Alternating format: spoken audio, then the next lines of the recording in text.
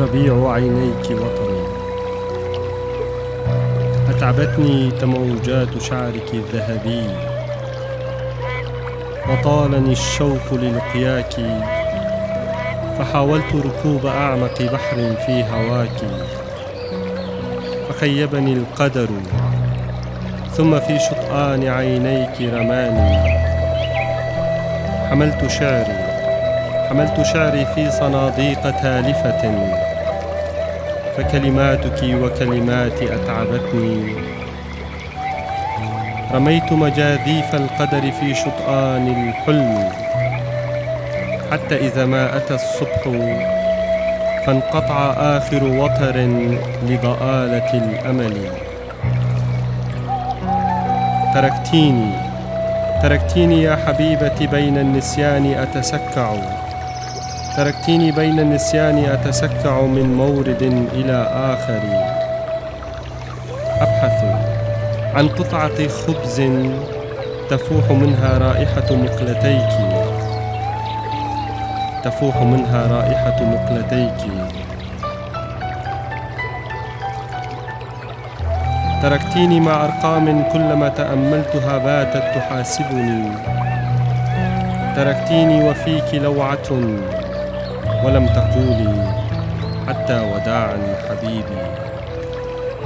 بقيت أتأمل الطريق من دونك، رائحة عطرك تفوح من بين الأرصفة وجدران حياتي. ناديتك وصوت يسبقني، عودي فلم تعودي. دخلت خلف ستار الذاكرة، نعم.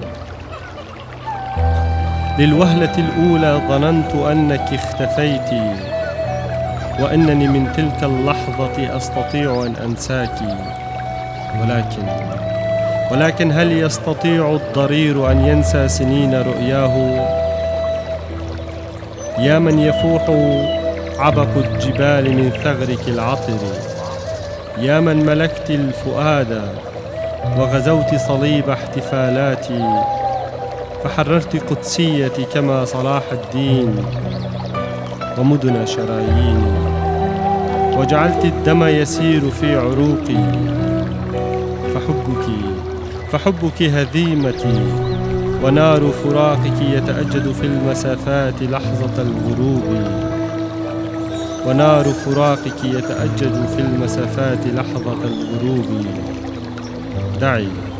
دعي نهر الخلود يفيض من حنانك، واجعل نورك ينبثق من بين أسطري،